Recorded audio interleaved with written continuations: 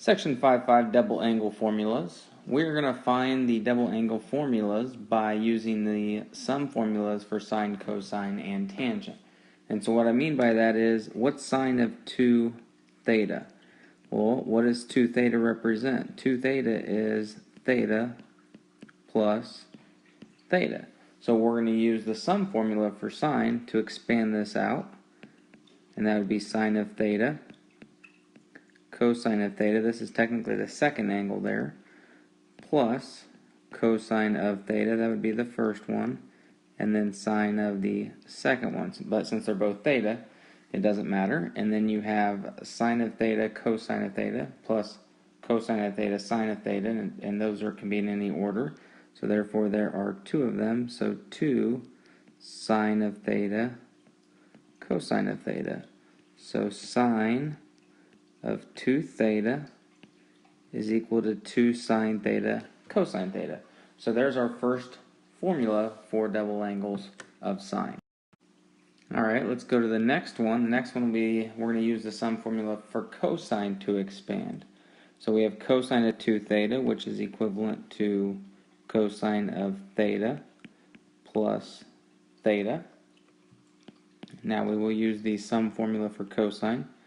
So that's cosine of theta times cosine of theta, that's the second one angle, minus sine of theta times sine of theta. So cosine of theta times cosine of theta is cosine squared theta, minus sine theta times sine theta is minus sine squared of theta. So cosine of 2 theta is equal to cosine squared theta minus sine squared. And then we're actually going to create 2 more from this one. So we can replace cosine squared with 1 minus sine squared of theta. So we just took that cosine squared and replaced it with 1 minus sine squared theta. Then we have still minus sine squared theta. So that simplifies to 1 minus 2 sine squared theta. So cosine of 2 theta is also equivalent to 1 minus 2 sine squared theta.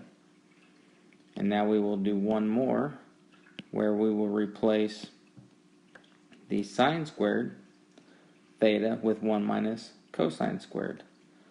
So that would be equal to, so we'll keep the cosine squared theta minus, and now we'll rewrite sine squared as 1 minus cosine squared of theta using Pythagorean identity. And so that is cosine squared of theta minus 1 plus cosine squared of theta. And so that means we have 2 cosine squared of theta minus 1. So a third way that we can write the double angle for cosine is cosine of 2 theta is equal to 2 cosine squared theta minus 1. So we actually have 3 formulas that we can use for the double angle of cosine. The first one uses cosine sine, the second one uses sine of theta, and the third one uses only cosine of theta. And then the last one is going to be tangent of 2 theta. So once again, we'll rewrite tangent of 2 theta as theta plus theta. So using the sum formula for tangent, this would be tangent of theta plus tangent of theta divided by 1 minus tangent of theta times tangent of theta. So that simplifies to 2 tangent of theta divided by 1 minus tangent squared of theta. So the double angle for tangent is equal to 2 tangent of theta divided by 1 minus tangent squared of theta. So now we have learned 5 new formulas dealing with double angles, 2 times an angle measure. We have one formula for sine of 2 theta, 3 for cosine of 2 theta, and then 1 for tangent of 2 theta.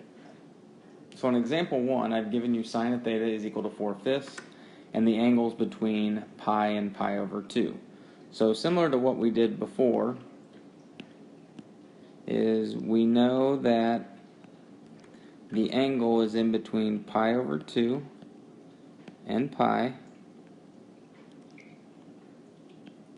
It's sine, so that's opposite over hypotenuse. And this is a 3, 4, 5 triangle, so your adjacent side would be 3, but it is negative because we are going to the left of the origin. So now what do we know? Well, we know sine of theta, which was given, is 4/5. We know cosine of theta is negative 3/5. And tangent of theta is 4 over negative 3, or negative 4/3. And so now, given those three pieces of information, we're going to find the following. We're going to find cosine of 2 theta, sine of 2 theta, cosine of 2 theta, and tangent of 2 theta. So let's go ahead and start with sine of 2 theta. Sine of 2 theta is 2 times sine of theta, cosine of theta. So we have sine of theta was given as 4/5. Cosine we found as negative 3/5. So this is 2 over 1. So if we multiply straight across, we get negative 24. 1 times 5 would be 25. So sine of 2 theta is equal to the ratio 24 over negative 24 over 25. Now let's go ahead and look at cosine of 2 theta. Now you can pick any of the three that you want to use. I'm just going to use the first one. So I'll do cosine squared of theta minus sine squared of theta. And cosine was negative 3/5, so we square that, minus sine is 4/5, and square that ratio. That'll give us 9/25 minus 16/25, so that would be equivalent to negative 7/25. So cosine of 2 theta is equal to the ratio negative 7 over 25.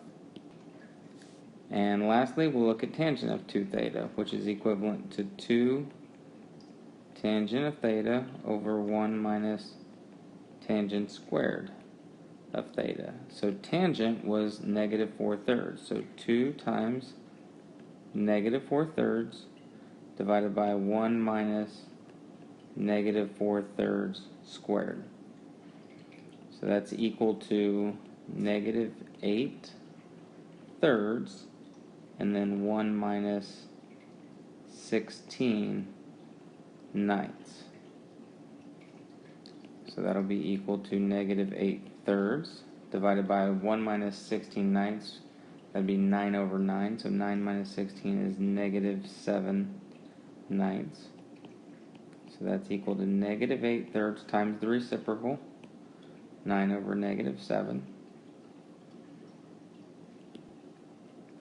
which we can cancel one of the 3's here. So that looks like that'll give us negative 24 over negative 7. So tangent of 2 theta is equivalent to 24 over 7. Negative 24 divided by negative 7 is a positive.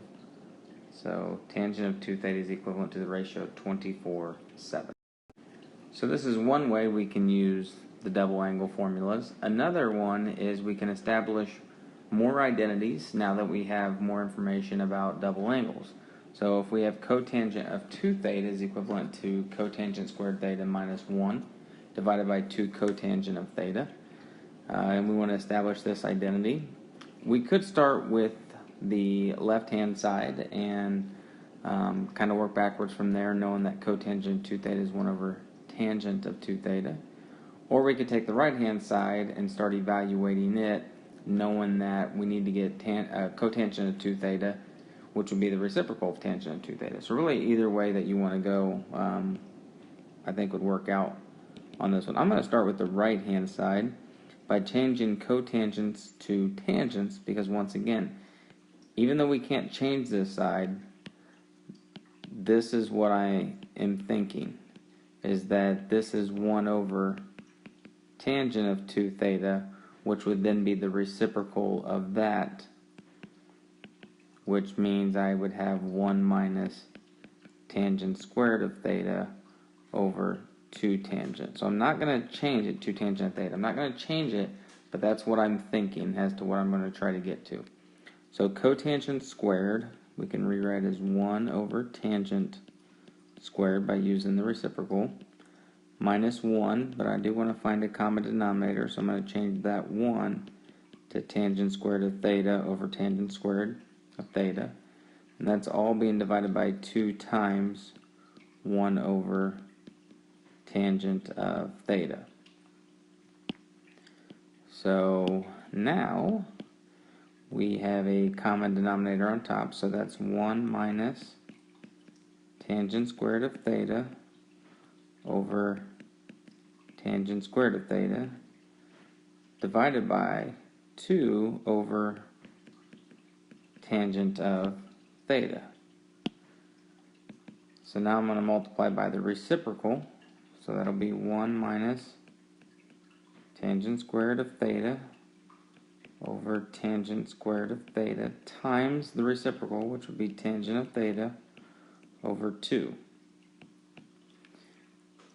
And so now you can see that the tangent of theta will cancel with one of the denominators of tangent of theta, and that will leave us with 1 minus tangent squared of theta over 2 tangent of theta. So remember what I was thinking earlier, is that if we could get to this point, that is the reciprocal of tangent of 2 theta. So now I know that this is equivalent to 1 over tangent of 2 theta, which then is equivalent to its reciprocal, which is cotangent of 2 theta. So we have established or verified that cotangent of 2 theta is equivalent to cotangent squared of theta minus 1 divided by 2 cotangent of theta. And last but not least, the summary. What are those important things that you were able to pull from this lesson that you're going to be able to use in your homework?